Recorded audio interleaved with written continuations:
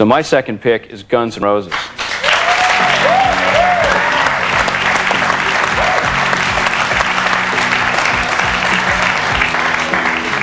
When that came out, that guy was like, he was sexy. Just watching him up on stage. This is, you know, I'm this kind of era. This is where I started really dealing with the, you know, the rock and roll bands. I thought he was awesome. You know, that was the cool thing about them too. Is like at a real safe period in rock and roll, and all of a sudden Guns came out, and they just blew the roof off it, and they were like, we don't care. You know, and that to me was just, that was the epitome of full-on sex, drugs, and rock and roll, I thought. Definitely. All right.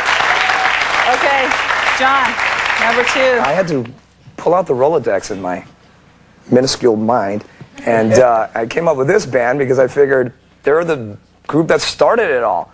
And without them, I mean, I don't know if anybody would have been following suit anyway, because they were the kings. And I don't know, this group, all the screaming girls, screaming fanatical girls that were going nuts when they came out, they eventually went through their hallucinogenic, psychedelic period.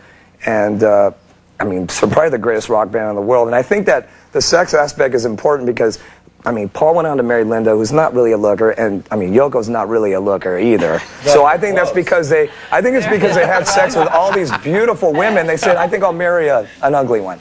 And so my second choice... Say it, dog. Sorry. My second choice are the Beatles. Come on. Seriously, though? Like, come on. What? Like, when you're thinking sex, drugs, and rock and roll, I mean, the Beatles, I think, like, you know... What? I thought they were so square when they first came out, you know? Yeah, I mean... like, Lucy in the Sky and with Diamonds is about peace, LSD. love. It seems more like peace, love, you know? Well, there's nothing, a little peace, love, and sex, drugs. We have to take a short break, but when we come back, we'll get to our panelists' first choice of the best sex, drugs, and rock and roll band. Stay with us.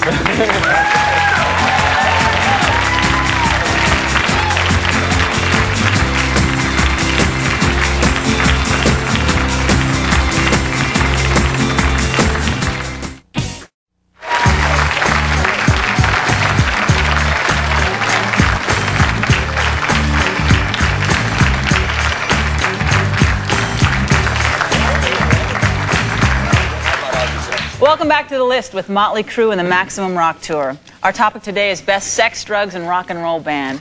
We've already heard our panelists' third and second choices. Now let's get to their number 1 picks. Okay, Vince, we start off with you. We're going to start with you again. Okay. When they said that what the title of this show was, I mean, it's the first band that came to my mind. It was the Sex Pistols. Yeah.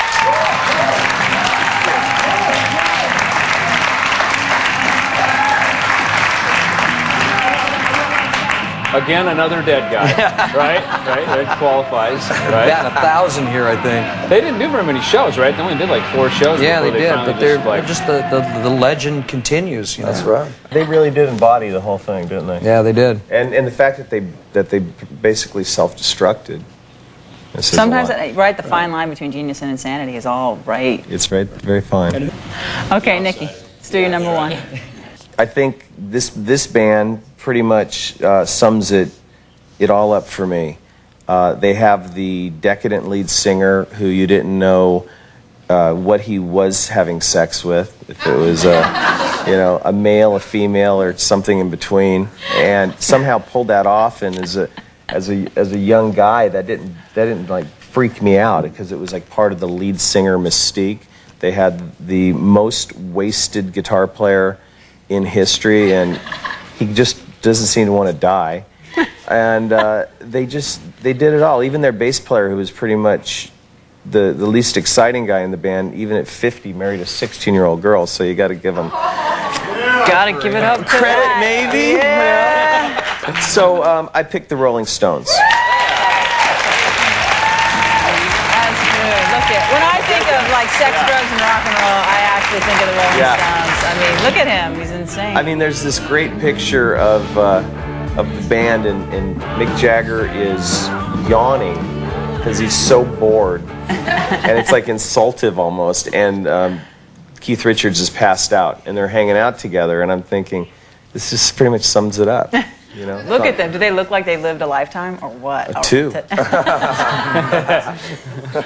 Okay, Dave, number 1. Well, it's funny. This is what Vince actually already brought this one up, but to me, when I was asked about this, I was thinking of the infamous Hyatt on Sunset, known as the Riot House.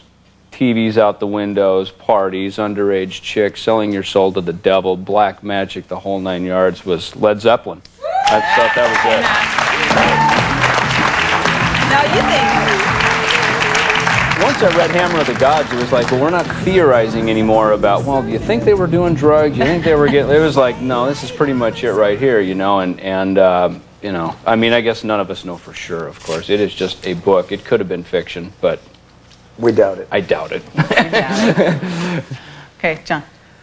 Well, I don't want a brown nose. Although we're touring together and stuff, so... but I mean, the first band that actually came to my mind, and knowing that I was going to be sitting with these guys as well, is a group that I think probably has done the excesses of all those particular 3 categories: sex, drugs, and rock and roll. And you know, and they're the kings probably of the last 2 decades, and pushing that and letting everyone know and not having any apprehensions about it. And that's, of course, my boys here at Motley Crue.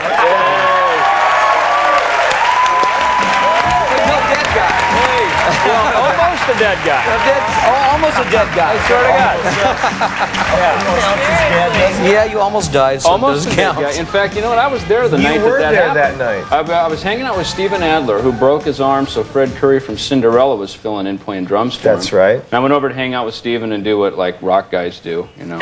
What's that? Well, Sorry. drink and whatnot, you know. And what? And And, whatnot. That's You and- guys were in the suite next door. We're in the suite next door, and you came in, and Slash was hanging around, and everybody was there, and all of a sudden, like half hour ago, Nikki leaves, and about a half hour goes by, and somebody comes bursting through. Oh my God, Nikki's blue in the tub, and we're like, That's And so right. Fred, he says to me, he goes, "You got a car? Good, we're out of here." So we like, Yeah, you and a lot of people. we out drove the him over to the window. Riot House, actually, where he checked in, and No one wants to hang out with a dead guy. yeah. I might want to hang out with the dead I guy. remember hearing helicopters and the whole bit, and just like going, "Wow, that was a little too heavy," you know. So glad you're here, though. That's right. Glad you're here. Yeah, Glad you're here. there's an empty seat.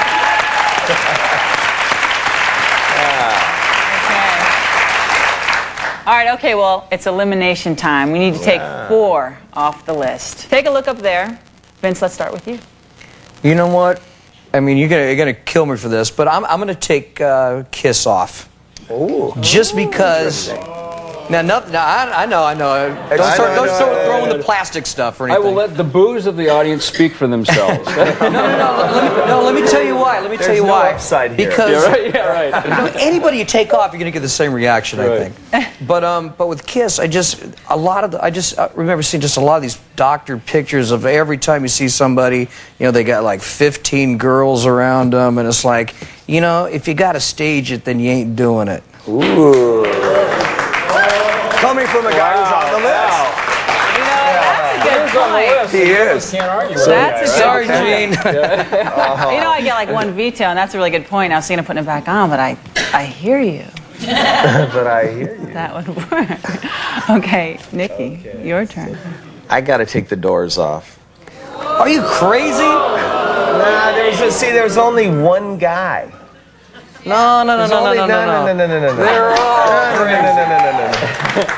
I thought he was going to kill me off this one. We would get outside. You guys, Sibling take it rivalry outside. there, kinda. Yeah. Oh, this isn't our first fight. I'm sure it isn't. I would hope not. All right, Dave. Second one, just like I said, I thought they looked a little clean cut, a little square. I know they did some dope later on and whatnot, and they had some dope. marital problems. But I think the Beatles, they're out.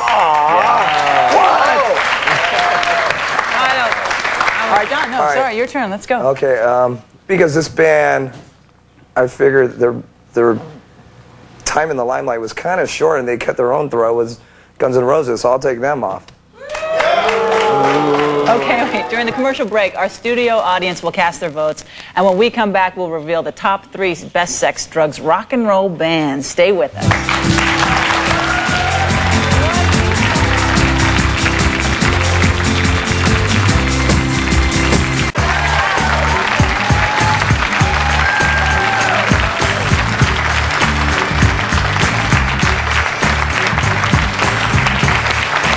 Welcome back to the list. The choices have been debated. Our audience has cast their votes. But before we announce the top 3 best sex, drugs, and rock and roll bands, let's take a look at the final choices our audience has had to pick from.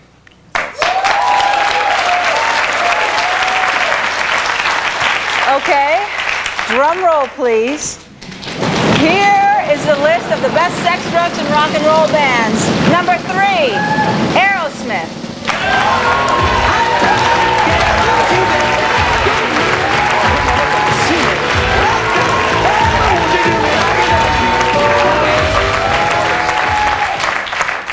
Number 2 is the Rolling Stones. Oh, yeah!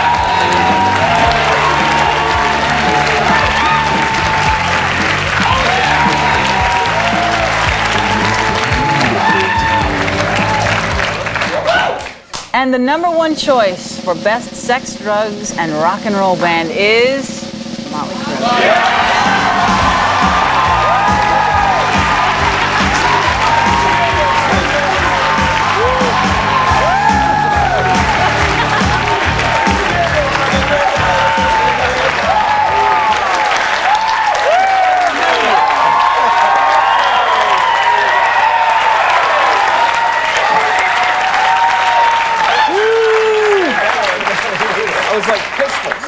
I want to thank each of our panelists, our studio audience, and of course you at home. I'm Molly Culver. This is VH1, and we'll see you next time on the list.